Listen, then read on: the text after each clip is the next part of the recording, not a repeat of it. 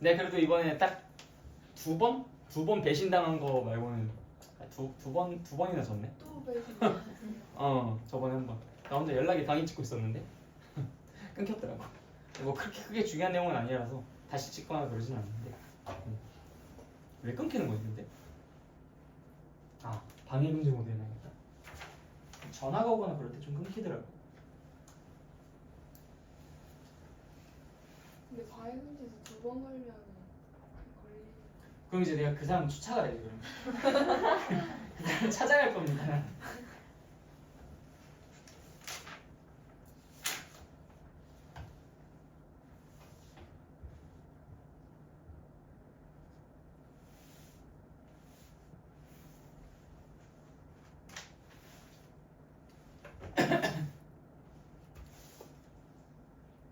잠시만요.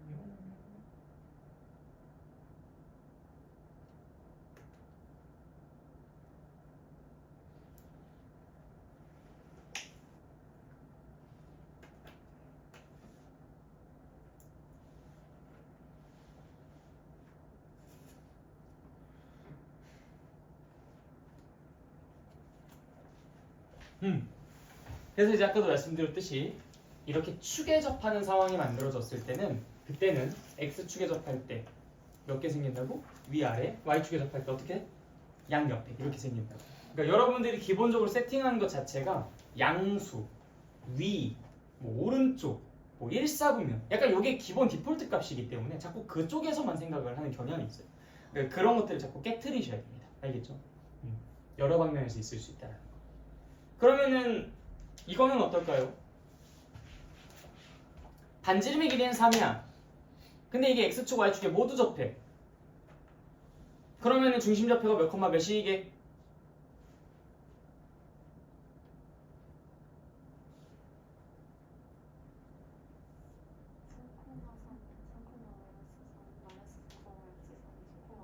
오케이, 이렇게 총 4개. 이쪽에서 접할 수도 있고 저쪽에서 접할 수도 있고 저쪽에서 접할 수도 있고 저쪽에서 접할 수도 있으니까 당연히 4가지가 나오겠죠.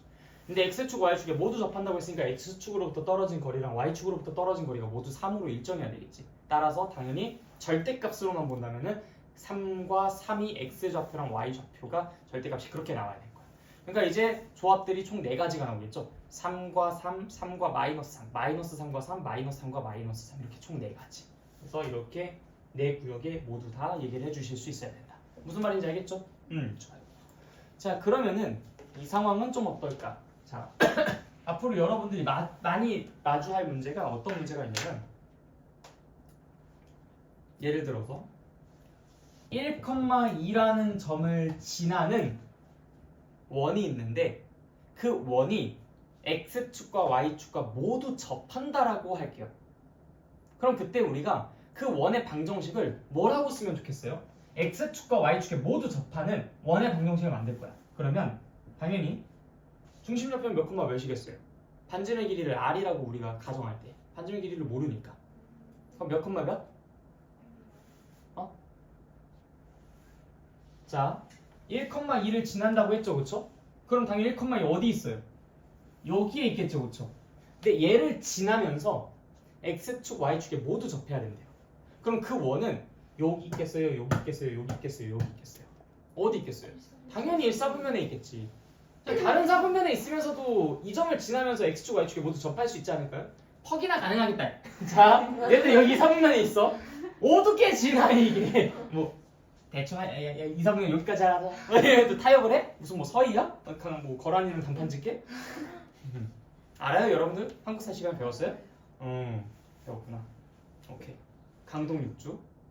나 똑똑하지? 나 그래도 오래전에 배운 거라도 나 기억 다 납니다. 뭐 나 한번 테스트 해볼래? 테스트 해보고 있어요? 나 한국사 도사야.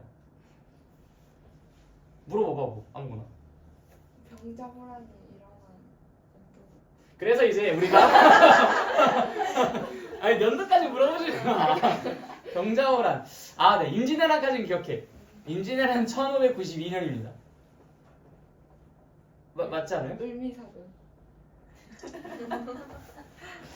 을미사변은 언제 일어났는지는 정확히 알지. 그 을미년에 일어났어요. 을미년에. 네. 을미년에 일어났는데 자 지금 이게 가불병정 무기병신 자축이면 계산한다면 할 수 있겠지 그치? 정확한 연도는 내가 모르겠네. 나 그 금붕어라고 했잖아 금붕어. 제발 연도 물어보지 말라고. 내 금붕어 기억력인데. 응? 자 그래서 이제 1,2라는 점을 지나는 거는 당연히 여기 1사분면에 있을 테니까 x축, y축에 모두 접한다라는 정보를 가지고 우리가 어떤 식을 만들 수 있냐? x-r의 제곱 더하기 y-r의 제곱은 r의 제곱 이렇게 만들 수가 있어요. 그렇겠죠? 1사분면에 있으니까 이 식을 만들 수 있는 거야. 그럼 1,2를 대입을 해주시면 여기서 r의 값을 구할 수 있겠죠? 그렇게 해서 완성을 시켜주면 되겠지 그치? 자 그런데 1,2가 아니라 예를 들어서 3,-4라는 점을 지나면서 x축과 y축에 모두 접하는 그런 원의 방정식을 만들어 보세요 라고 하면 그럼 그때는 어떻게 할까? 어느 사분면에 있어요 얘가? 4사분면에 있잖아. 그럼 당연히 반지름의 길이가 r이라고 할 때 중심의 좌표는 몇 컴마 몇이겠어?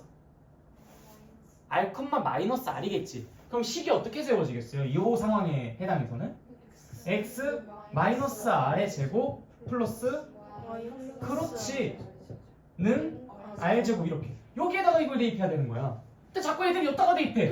그래서 솔직히 답이 안 나오는데요? 안 나올 수밖에 없지. 어떻게 1사분면에서 달린 애가 얘를 어떻게 지나? 말도 안 되지. 그렇죠? 말도 안 되는 행동을 하면 안 된다. 알겠죠? 그러니까 이 반지름의 길이가 r이고 중심 좌표가 이제 r,r이다. 자꾸 이렇게 생각하면 안 돼요. 중심 좌표가 r,r로 고정되어 있는 게 아니라 얼마든지 내 위치에 다 가능하다. 알겠죠? 그게 이제 여기 개념 확장하기 이렇게 나와 있는데 조금만 난 더 확장을 해가지고 말씀드린 거. 일단 여기까지 이해됐습니까? 네 그래요. 그럼 잠깐 한번 저 앞에서부터 쭉 여기까지 읽어보시면서 개념 코코까지만 한번 풀어보자. 개념 코코까지만.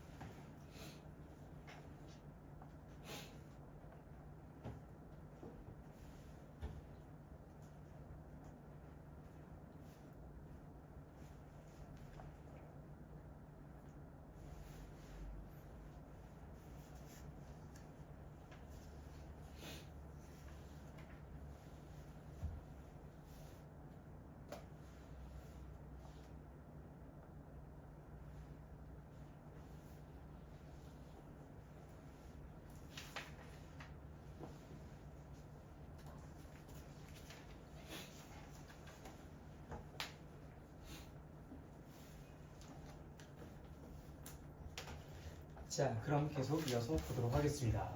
자, 다음 중단으로 넘어갈게요.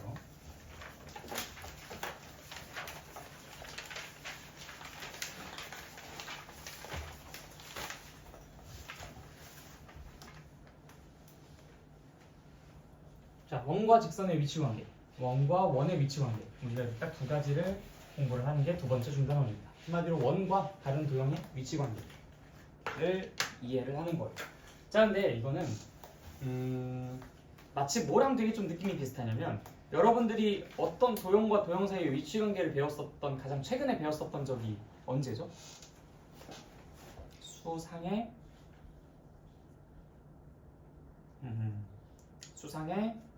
6단원의 2차 방정식과 2차 함수 사이의 관계를 공부할 당시에 2차 함수와 1차 함수 사이의 관계 혹은 2차 함수와 x축 사이의 관계 이런 것들 공부를 했었잖아.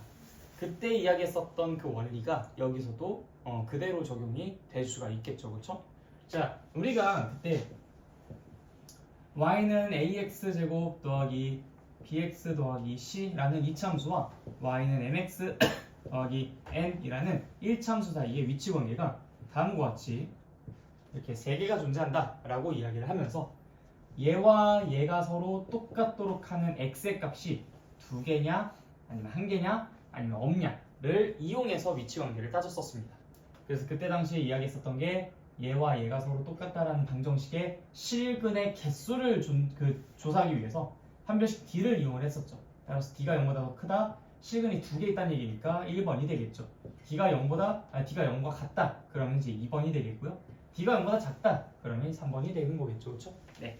그때 이제 이용했었던 요 아이디어를 우리가 그대로 지금 이 원과 직선의 관계에서 이야기를 해볼 수가 있어요. 자, 일단 지금 여기에서 예시가 딱히 안 나왔군요. 자, 그냥 기본적인 형태의 원 x제곱 더하기 y제곱은 r제곱이라는 i를 가지고 이야기를 해볼게. 어차피 원리는 동일하니까 굳이 뭐 우리가 표준형을 바꿔서 막 x-a의 제곱 이렇게까지 쓸 이유는 없죠, 그렇죠? 일단 원리만 파악하기 위해서. 그 다음에 하나는 y는 mx 플러스 n, 직선의 방정식. 그렇죠? 그러면 이 두 개가 어떤 위치 관계를 갖고 있는지 한번 봅시다. 이렇게 관통할 수도 있고요. 한 점에서 스칠 수도 있겠죠, 그렇죠? 아예 안 만날 수도 있어요. 맞아요? 그럼 이 셋 중에서 과연 어떤 것이냐? 요게 이제 궁금한 건데 어떨까요? 이렇게 두 점에서 만난 상황은 이걸 어떤 식으로 요리를 해서 파악을 해볼 수 있을까? 한 점에서 만난 상황은요? 그럼 안 만난 상황은? 어떻게 좋은 아이디어 있습니까? 결국엔 이거는 물론 함수와 함수 사이의 관계는 아니지만 다른 x과는 다르게 이 x는 이 i에서 그 x에 대응하는 y 값이 서로 같다라는 특징이 있어요. 즉 한마디로 우리가 이제 이차함수와 직선 사이의 위치 관계를 얘기했었을 때 함수 값이 같도록 하는 x의 값을 찾자라고 얘기했듯이 지금은 함수는 아니니까 함수 값이라는 표현을 못 쓰잖아. y 값이 서로 같은 것이 대응되도록 하는 x 값을 찾자. 그러니까 쉽게 표현해서 얘 두 개의 연립 2차 방정식의 해를 구하자 이 얘기인 거예요. 무슨 말인지 알겠죠? 자, 그러면 우리가 지금 이 y 자리에다가 mx 플러스 n이라는 것을 대입해가지고 x에 대한 2차 방정식을 만든 다음 그것에 대한 해의 개수를 조사하는 걸로 이 문제 해결할 수 있을 것 같지 않아요? 그래서 얘를 여기에 대입한 그 결과의 2차 방정식 x제곱 플러스 mx 플러스 n의 제곱은 r제곱이라는 그 2차 방정식을 실근의 개수 d 얘가 0보다 더 크다면 어떤 거? 1번, 2번, 3번 어떤 거? 1번이 되겠고요. 만약에 d가 0이랑 서로 똑같으면 1번, 2번, 3번 어떤 거? 2번. 네, 2번이 되겠고요. d가 0보다 작다면 당연히 3번이 되는 거겠죠, 그렇죠? 좀 판별식 쓰고 뭐 하고 하는 게 좀 계산이 좀 지저분하고 불편할 수는 있겠지만, 그렇죠? 그래도 할 수는 있잖아. 이게 우리가 이제 6단원에서 배웠었던 내용을 좀 접목시켜가지고 해결할 수 있는 가장 원시적이지만 가장 복잡할 수 있는 방식이 되겠습니다. 이해되시죠? 네. 자, 두 번째 방식 갈게요. 두 번째 방식은 여기다가 표현할 수. 이쪽은 공간이다. 그만큼 간단하고 단순합니다. 원이 하나가 있고 그것이 이렇게 두 점에서 만나는지 한 점에서 만나는지 안 만나는지는 이 중심부터 이 원 사이의 거리가 어떠한지 그거에 따라 달라진다고 할 수 있어요. 예를 들어서 이 원의 중심부터 이 직선 사이의 거리가 그 D가 반지름보다 더 어떠면 이렇게 관통하는 상황이 만들어지겠어요? 더 작으면. 접할 때는요. D랑 반지름 길이가 서로 어떨 때? 그렇지. 이 상황은요. D랑 반지름 길이가 서로 어떨 때? R이 D보다 더 작은, 즉 D가 더 큰 상황일 때. 이런 때가 이제 이렇게 세 가지 상황으로 나뉘어질 수가 있겠죠. 따라서 이 원과 이 직선 사이, 그러니까 원인, 이 원의 중심, 이거는 우리가 아까 0,0이라고 하기로 했죠. 0,0과 그다음 이 직선, 이건 y는 mx 플러스 n이라고 하겠다고 했으니까 그럼 이제 그걸 점과 직선 사이의 거리 공식을 이용해가지고 우리가 d를 구해볼 수가 있을 거고요. 그렇죠? 네. 이 계산 결과가 r보다 어떠한지를 가지고 이 셋을 구분을 지어줄 수 있습니다. 그러면 이 원리는 비교적 얘보다는 좀 복잡하고 새로 생겼으니까 좀 낯설 수는 있어도 계산 과정은 얘보다 훨씬 더 수월하겠죠. 그래서 여러분들이 문제를 이 두 가지 버전을 이용해서 다 한번 풀어보시면 그 둘 중에서 뭐가 더 편한지 어떤 장단점이 있는지 이런 것들을 조사할 수 있어요. 자, 그래서 문제를 어떤 걸 풀어보냐면 마침 얘가 딱 두 개 문제를 예시를 똑같이 냈네. 이그젬플 1번과 그러니까 1번이 아니라 그 415페이지에는 맨 위에 있는 이그젬플과 그다음 아래에 있는 이그젬플 이 두 개를 한번 각각 풀어보도록 합시다. 지금 문제를 완전히 똑같이 냈죠? 1x제곱 더하기 y제곱은 4랑 y는 x-2 얘네 둘 사이에 위치 관계를 조사하는 거야.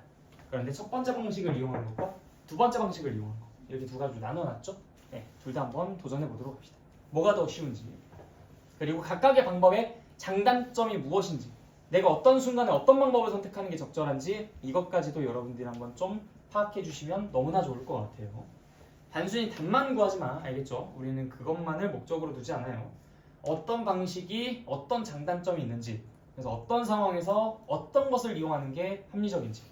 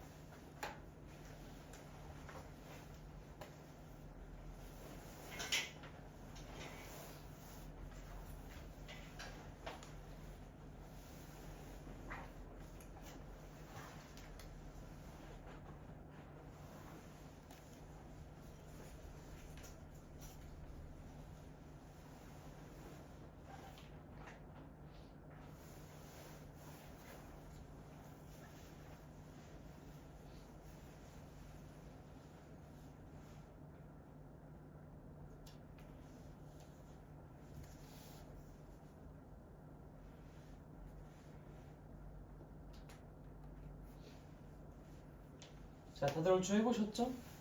어때요? 첫 번째 방법, 두 번째 방법 괜찮아요? 나 첫 번째 방법이 좀 더 쉬운 것 같다 있어요? 그래요? 나 두 번째 방법이 좀 더 쉬운 것 같다. 네.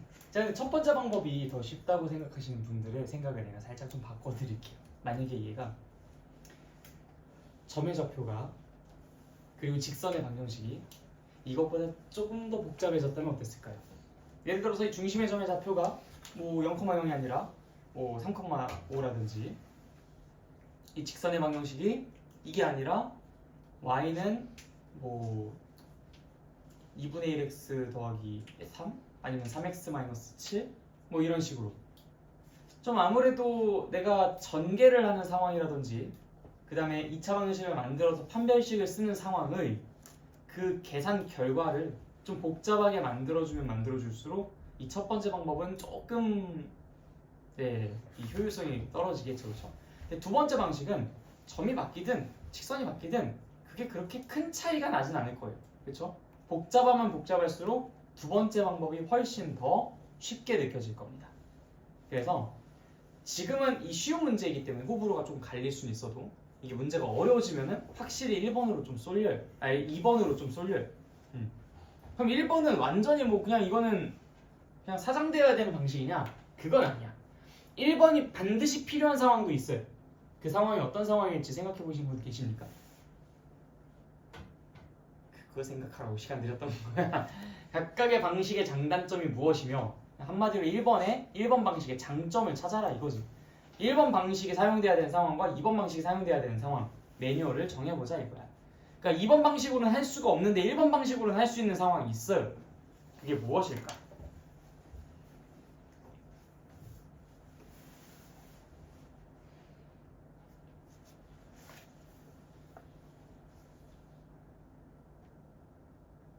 일 번 방식은요 단순히 판별식을 조사하는 것이 아니라 우리가 여차하면 그 2차 방정식의 근도 구할 수 있겠죠. 그렇다는 말은 무슨 말이겠어요? 교점의 좌표를 직접 구할 수도 있다라는. 두 번째 방식은요 못 구해요. 교점의 좌표를 구할 수가 없어. 첫 번째 방식은 내가 맘만 먹으면 교점의 좌표를 구할 수 있어요. 뭐 지금이야 그냥 간단하게 판별식 사용해가지고 문제를 해결했지만 그냥 2차 방정식을 풀어내면 그 교점의 x좌표를 구할 수 있는 거잖아. 그럼 x좌표를 알고 있다는 것은 y좌표를 알 수 있다는 거지. 그래서 내가 만약에 문제를 봤는데 이 원과 직선 사이의 교점의 좌표를 구해라. 아니면 그 교점의 좌표를 구해야만 되는 상황인 것 같다. 그럼 당연히 첫 번째 방식의 방정식을 푸는 것으로 전략을 짜셔야죠. 그때는 저걸 들어가면 안 되지, 그치? 어떤 정보도 얻어낼 수가 없잖아. 무슨 차이인지 알겠죠, 그렇죠? 그래서 첫 번째 방법은 복잡하지만 더 많은 정보를 얻을 수 있는, 알아낼 수 있는 그런 방식이고 비교적 이제 두 번째 방식이 그 위치 관계만을 얘기할 때는 좀 더 보편적으로 사용될 수 있는 그런 방식이다. 알겠죠? 이렇게 매뉴얼을 잡아두시면 도움이 될 것 같아요.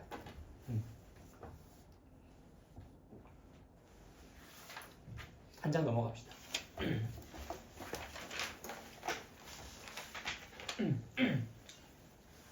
두 원의 위치 관계. 여러분들 혹시 그 일식, 월식 알아요? 네. 혹시 보신 적 있어요, 직접? 한 번도 없어요? 교과서에는 봤죠, 그렇죠? 우리가 이제 그 두 개의 원 사이의 관계를 나타낼 건데 일식이라는 것이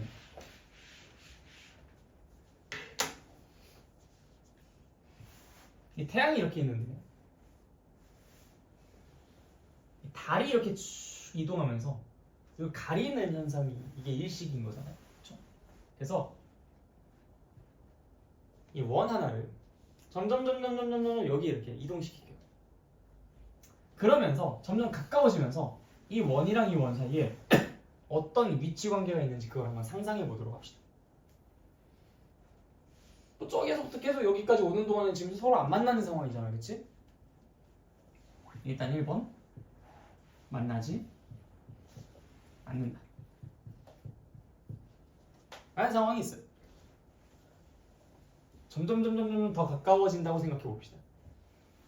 그러면 두 번째 어떤 상황이 그 다음에 생길 수가 있을까요? 그거를 우리가 한 점에서 만났는데 바깥에서 이렇게 한 점에서 만난다 라고 하여 외접한다. 라고 이야기를 합니다. 그다음 세 번째, 그 다음 직후에 또 어떤 상황이 생길 수 있을까요? 계속 천천히 다가오게 시켜보세요. 그 다음 세 번째 상황은 어떤 상황이 있겠어요? 네, 두 점에서 만나게 되겠죠. 맞습니까? 그럼 네 번째 상황은 또 어떤 상황이 있을까요? 안에서 네, 안에서 접하여. 그러니까 당연히 네. 내접한다. 그럼 다섯 번째, 더 들어와요. 그럼 어떤 거예요? 만나지 않는데 그 만나지 않는 게 이 1번이랑 그래도 좀 구분되게 하고 싶었어. 포개어진다. 이렇게 안쪽에 이렇게 좀 포개어지는.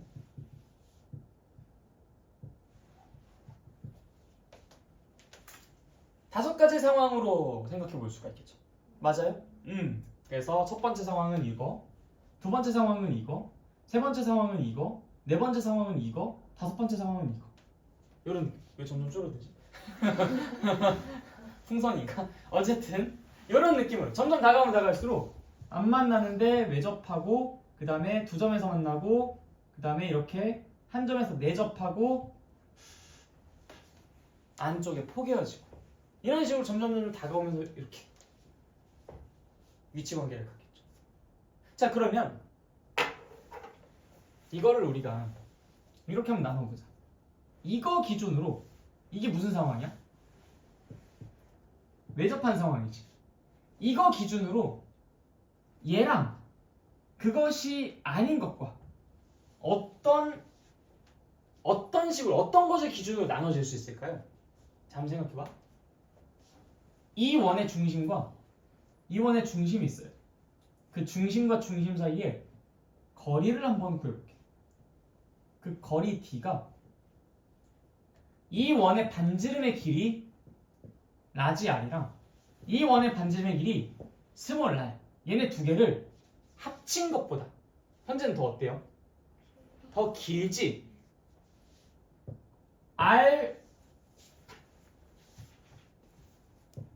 R과 R을 합친 것보다 D가 더 길면은 만나지 않을 것 같고요. 만약에 그것이 D랑 똑같으면 외접할 것 같고요. 만약에 R 더하기 R이 D보다 더 크게 되면, 즉 D가 그것보다 더 작아지게 되면은 그러면 그때 요 세 가지 상황으로 펼쳐질 수 있을 것 같아요. 여기까지 무슨 말인지 이해됐어요? 얘만 이게 아니라 이 세 가지가 모두 다 D가 얘네들보다 더 쪼그라든 상태인 거죠. 그런데 그럼 이 세 개도 내가 구분 짓고 싶잖아. 그럼 이 세 개도 구분 짓고 싶으면 당연히 뭘 가지고 구분 지어주면 되겠어? 요 내적 판단 상황을 가지고 야 D가 얘네 두 개의 합보다는 더 쪼그라든 건 맞는데 더 그것보다 더 가까워진 건 맞는데 요 상황을 한번 볼래요? 여기서 야, 그게 R에서 R을 뺀 것보다는 그것보단 아직 멀어 하면은 요 상황이 있고요. 딱 그렇대? 하면 내접하는 거겠고요. 야, 그것보다 더 가까워졌다는데? 그럼 포기해졌다는 거겠지. 그래서 이 세 가지 상황은 요걸 대표로 해서 근데 R- 이거 좀 헷갈릴 것 같은데 이거. 그러니까 요 상황 자체가 R 더하기 R이 D보다 더 무슨 소리야? D보다 더 큰 상황. 근데 이제 이 세 개는 다 요걸로 묶이는데 그 중에 이 가운데 있는 이 친구 R에서 R을 뺀 그 결과가 D랑 똑같다면은 내접하는 건데 야 D가 근데 그것보다는 크대. 그러면 이제 요 상황이 거고요. 야 D가 근데 그것보다는 더 작다고 하는데 그럼 이제 요 상황인 거야. 어떻게 좀 구분이 되시나요? 응. 그래서 R 더하기 R 맞지? R 더하기 R과 D랑 서로 똑같으면 외접하는 상황. 근데 그것보다 멀대. 안 만나겠다. 야 그것보다 가깝대. 그래? 그럼 셋 중에 뭔데? 이게 돼야 되는 거고. 그 셋 중에서 이 두 개의 반지름의 차이보다 D가 여전히 크대. 그럼 당연히 뭐겠어? 그럼 두 점에서 만나겠구나. 야 만약에 그거랑 서로 똑같대. 그럼 내접하겠구나. 야 걔보다 더 D가 작대. 엄청 가깝대. 포개어지겠구나. 무슨 차이인지 알겠어요? 자, 그럼 한번 문제 내볼게. 라지 R이 10이고 스몰 R이 6이라고 할게. 그러면 내 D를 말할 거야. D를 말할 건데 이 D에 따라서 얘네가 어떤 위치 관계를 갖고 있는지 그걸 한번 맞춰보세요. 알겠죠? D가 20이야. 1번, 2번, 3번, 4번, 5번. 1번. D가 14야. 아, 헷갈리지. 자, 여러분들 이걸 기준으로 보세요. 얘네 두 개를 더한 게 얼마야? 16이지. 일단 걔보다는 지금 현재 어때? 작잖아. 그럼 바로 뭐 조사해야 돼? 둘의 차이를 조사해야 되는 거야. 둘의 차이가 얼만데? 4잖아. 그것보단 어때? 그렇기 때문에 3번인 거야. 어떻게 가는지 알겠지? 그러면 D가 만약에 8이면은 어때? 그치? D가 만약에 3이면 어때? 그치? D가 16이면 어때? 그치? D가 4면 어때? 오케이, 이제 잘하네. 자, 그럼 D가 11. 자, 매뉴얼만 따르면 돼. 합한 것보다 어때? 합한 것, 왜? 합한 것보다 어때? 작지? 근데 얘네들의 차이보다는 어때? 그렇지. 그러니까 합한 것보다 작다 그럼 바로 이 세 가지에서만 골라야 되는 거고, 근데 얘보다는 야 T가 아무리 작아도 얘보다는 크던데? 하면 이제 3번이고, 야 T가 진짜 엄청 작아가지고 얘랑 똑같던데? 그럼 4번이고, 야 더 작은데? 하면 이제 밑에는 5번이고. 무슨 말인지 알겠죠? 네. 그럼 D가 12이면 여러분들이 3번에 약하구나. 자, D가 12면은 16보다 작으니까 셋 중에 하나. 근데 차이보다는, 즉 4보다는 더 큰데, 그러니까 3번. 알겠죠?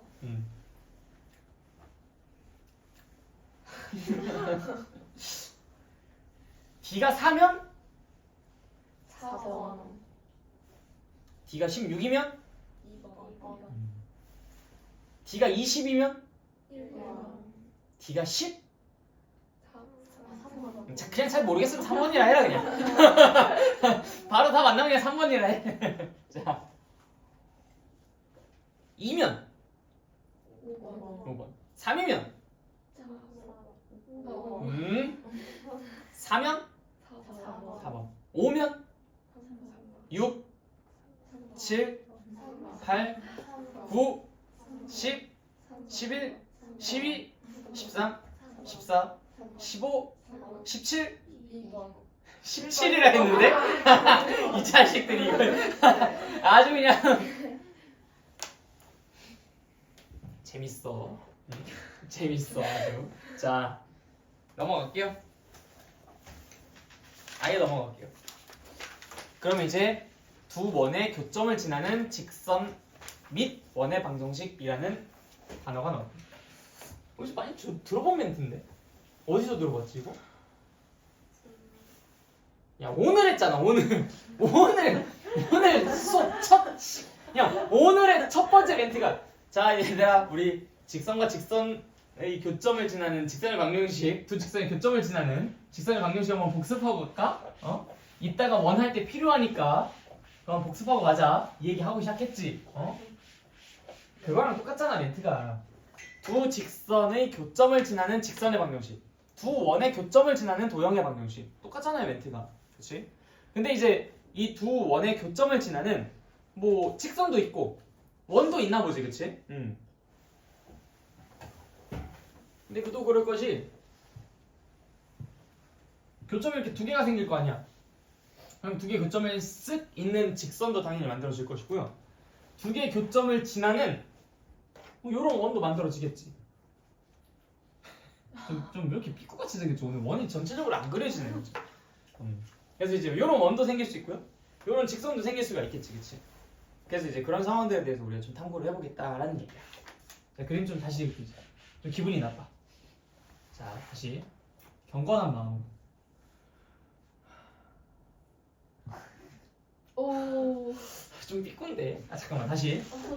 다시. 아, 너무 빨리 그려서 그래. 천천히 그려, 천천히.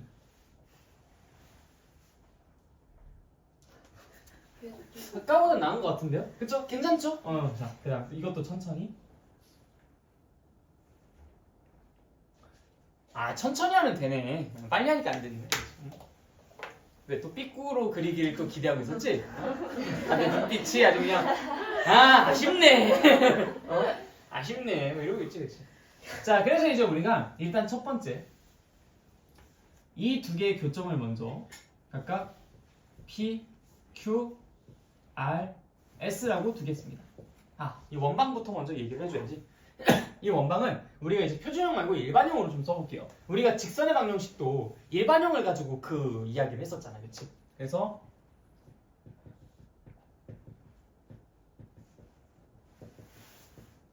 이건 이렇게 쓰고요. 얘는 당연히 뭐 그럼 x제곱 더하기 y제곱 플러스 a 프라임 x 플러스 b 프라임 y 플러스 c 프라임은 0이라고 쓰면 되겠다.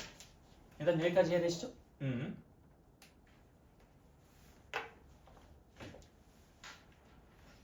우리가 이제 그 두 직선의 교점을 지난 직선의 방정식을 할 때 어떤 식을 써놓고 검증을 했었던 건지 기억나시죠?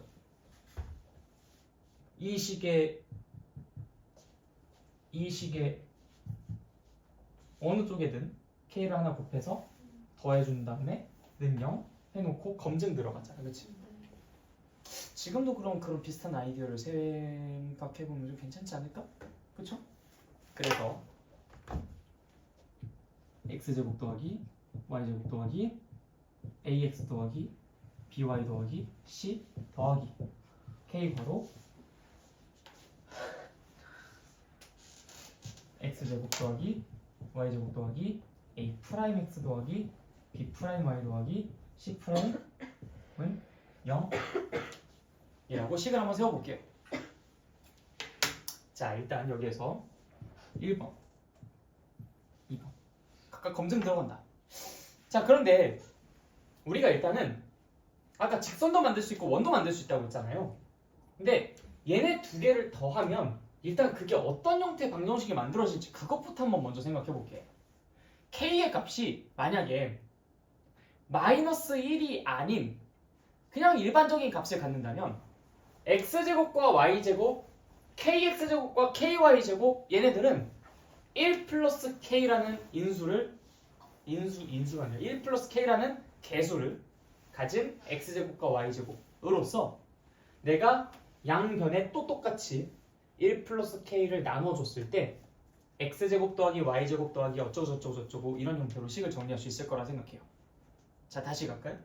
이거를 쭉 다 전개해서 정리를 해보면 1 플러스 k x제곱 1 플러스 k y제곱 어쩌고저쩌고 이런 식으로 식이 써질 거야. 그럼 우리가 양변에다가 1 플러스 k를 나눠주게 된다면 그럼 x제곱 더하기 y제곱 더하기 어쩌고저쩌고 이런 식으로 식이 써지지 않겠어? 이거 전형적인 무슨 방정식이야?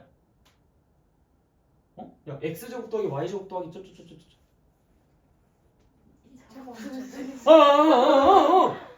왜? 아니 여기 써져 있잖아 여기. 자, 봐봐.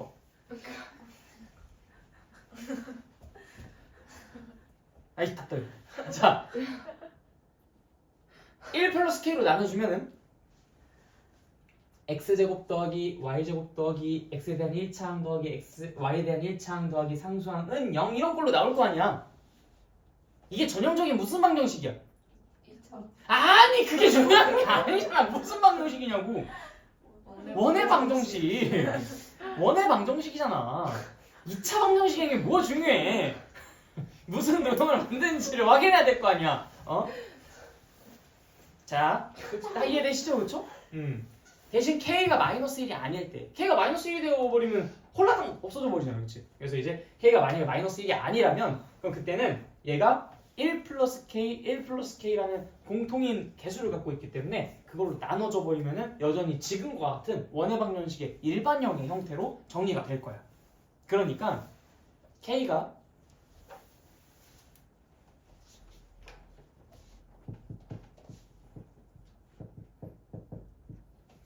k가 1이 아니라면 원방이 만들어지고요. 그럼 반대로 K가 마이너스 1이라면 그럼 어떻게 되겠습니까? K가 마이너스 1이라면 생각해봐 여러분. 응?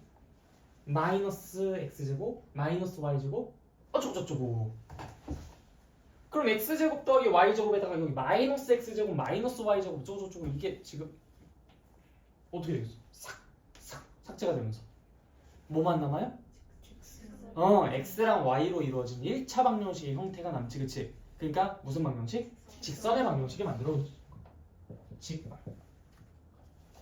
무슨 말인지 이해됐어요? K의 값에 따라서 원방이 되기도 하고 측방이 되기도 하는구나. 이해됐습니까? 그러니까 마이너스 1이라는 게 굉장히 중요하네. K가 마이너스 1인지 아닌지 이걸 나중에 우리가 체크를 해봐야 되겠다. 만약에 내가 두 점을 지난 직선의 방정식을 만들고 싶다? K가 마이너스 1이 되게끔 해서 이제 만들어주면 되는 거고, 그 다음에 이제 그 두 점을 지나는 원의 방정식을 만들고 싶다? 그럼 K가 마이너스 1이 아닌 그런 상황에서 이야기를 해나가면 되는 거겠지. 이해됐죠? 자, 두 번째, 이게 뭐였지 이게? 이 두 개의 점을 지나는지 확인할 것이었었잖아, 그치? 즉 한마디로 이 두 개의 점을 여기다 대입했을 때 그것이 참이 되는지 확인할 것, 그것이 우리가 이제 여기에서 검증해야 되는 부분 아니었습니까? 그렇죠? 얘가 여기 대입된다고 생각해보자. 역시 P제곱 더하기 Q제곱 더하기 AP 더하기 BQ 더하기 C 더하기 K 곱하기 K P제곱 더하기 Q제곱 더하기 A 프라임 P 더하기 B 프라임 Q 더하기 C 프라임이 이게 0이 되는지 이거 살펴보면 되는 거잖아, 그치? 근데 이제 그 P, Q를 여기에다가 대입해봤을 때 그것이 뭐가 되고, 여기다 대입해봤을 때 그것이 뭐가 되는, 0이 되는 그 아이였으니까 당연히 여기에다 대입했을 때 이 식의 값은 뭐가 되고 0이 되고, 여기에 대입했을 때 이 식의 값이 뭐가 될 거라는 거, 0이 될 거라는 걸 난 이미 알고 있어요. 그러니까 0 더하기 K 곱하기 0은 당연히 뭐가 될 수밖에 없으니 0이 될 수밖에 없으니 P, Q를 대입했을 때 당연히 얘는 참이다. R, S를 대입했을 때도 당연히 얘는 참이다. 그래서 얘는 P, Q, R, S를 모두 다 지날 것이다. 검증 완료. 그러니까 우리는 안심하고 이 식을 써줘도 괜찮은 거죠. 무슨 말인지 알겠죠? 그러니까 우리가 이제 두 직선의 교점을 지나는 직선의 방정식을 공부를 잘 했으니까 얘를 이해하기가 쉬운 거죠. 그래서 이제 우리가 거기 그렇게 공을 많이 들였던 거예요. 다 이해됐어요? 자, 그러면 지금 여기에서 이그젬플 한번 볼게요. 우리가 지금 여기 이그젬플에서는 이 두 원의 교점을 지나는 직선의 방정식, 저 그림에서 보시면 저 빨간색 선의 방정식을 구하고 싶은 겁니다. 그러면 어떻게 식을 만들면 된다고요? 저 원의 일반형 먼저 쓰시고, 그 다음 K 곱하기 다음 원의 일반형 쓰시고, 이때 K에다가 뭐 집어넣는다? 마이너스 1을 집어넣어서 계산하시면 그럼 그때 두 원의 교점을 지나는 직선의 방정식이 나올 것이다. 근데 그게 이제 마치 어떻게 우리의 눈에 보이겠어요? 얘에서 얘를 뺀 것처럼 비춰지겠죠, 그렇죠? 그래서 이제 결과상 이 원의 방정식 부분과 이 원의 방정식 부분에 그 2차식에서 이 2차식을 뺀 것이 0이다. 혹은 이 2차식과 이 2차식이 같다라고 놓았을 때의 모습처럼 비춰지는 그 방정식을 세워보면 그것이 바로 그 두 원의 교점을 지나는 직선의 방정식이라고 볼 수 있습니다. 그리고 이걸 옆에다가 같이 메모해 두세요. 이걸 우리가 뭐라고 부르냐면 두 원의 공통현의 방정식이라고 부르기도 해요. 여기서 내가 선을 이렇게 그리면 이 선은 이 원의 현이기도 하고요, 이 원의 현이기도 하잖아요. 그래서 공통현의 방정식이라고도 불러요. 알겠죠? 용어는 잘 기억해 두시고. 근데 내가 지금 여기서 이 말씀을 왜 드리냐면 자꾸 나중에 여러분들이 공부를 하다가 선생님 근데 이 식에서 이 식을 빼는 게 도대체 무슨 의미가 있길래 그게 이 공통현의 방정식이에요? 이게 뭐, 혹은 얘랑 같다고 놓는 게 도대체 뭐예요? 이 원의 방정식이 이 원의 방정식이랑 왜 같아요? 막 이런다니까 나한테. 안 같아. 안 같은데 그거를 써보다 보니까 마치 우리 눈에 그렇게 비춰지는 거예요. 무슨 말인지 알겠죠? 그래서 얘 빼기 얘는 0이라는 꼴로 정리가 되어서 계산해보다 보니까 마치 얘는 얘라는 걸로 방정식을 쓴 것처럼 보이는 거지. 이게 마치 그런 거랑 똑같은 거예요. 우리 그 아까 전에 점과 직선 사이의 거리 공식 구할 때 그 점을 여기다 대입하는 게 하등 아무런 이유도 없고 그럴 행동을 할 이유가 전혀 없었는데 그냥 계산 결과가 마치 그냥 그렇게 한 것처럼 보였기 때문에 우리가 아까 그런 얘기들을 했었던 거잖아. 무슨 말인지 알겠죠? 그냥 우연히 그렇게 보였던 것 뿐이다 라고만 생각하고 넘어가자. 알겠죠? 지금 같은 경우도 역시 마찬가지. 역시 이것에서 이거를 뺀 게 0이다라는 건 얘와 얘가 똑같다라는 등식을 쓴 것처럼 비춰지겠지만 그냥 그거는 그 계산 과정에서 따른 그냥 그래 보이는 결과인 거지. 그 자체가 그런 의미를 갖고 있다고 생각하지는 마세요. 무슨 말인지 알겠죠? 나중에 분명히 여러분들 헷갈려. 공통연의 방정식을 구하는데 왜 이 원방과 이 원방이 같다라고 넣어야 되냐고. 이걸 되게 많이 헷갈린다고. 진짜 좀 어느 정도 공부를 더 정확하게 더 깊이 있게 하고 싶어 하시는 분들일수록 그런 질문들을 더 많이 해요. 나도 되게 오래전부터 그것에 대해서 의문을 많이 품었었고. 근데 거기에 대한 해결은 그냥 그래 보인다야. 그냥 그래 보인다. 그냥 그래 보이는 것뿐이다. 우리는 그냥 이 원리에 입각해서 생각을 해본 건데 그 계산 결과가 그래 보이는 것뿐이다. 무슨 말인지 알겠죠? 오케이. 그것만 이제 하나 짚어드리고 넘어가겠습니다. 자, 그래서 두 원의 교점을 지나는 도형의 방정식까지 다 공부를 했어요. 자, 그럼 이제 우리가 앞으로 남은 내용이 어떤 내용이냐? 접선의 방정식. 접선의 방정식. 근데 이 접선의 방정식은 우리가 지금 남은 시간 동안 하기엔 좀 볼륨이 좀 커요. 그렇기 때문에 이 접선의 방정식은 다음 시간에 도형의 이동과 같이 묶어서 진행하도록 하겠습니다. 우리 다음 주 월요일에도 수업이 있는 거 아시죠? 다음 주 월요일에 꼭 나와주세요. 알겠죠? 그래서 다음 주 월요일까지가 이제 우리의 그 특강 수업이고 수요일엔 또 없습니다. 수요일은 특강 수업 없고요. 그래서 다음 주 월요일에 마지막 시간에 이 원방 접선의 방정식과 그다음 저기 도형의 이동 파트 같이 묶어가지고 진행을 할 거니까 그렇게 알고 오시면 되겠습니다. 네, 일단 수고하셨고 남은 시간 동안은 여러분들 이거 앞에 우리 두 번째 중단은 앞에서부터 쭉 읽으면서 저 개념 포코까지 풀 수 있는 시간이 될런지는 모르겠지만 정리하는 시간을 하도록 하겠습니다. 강의는 여기까지 할게요.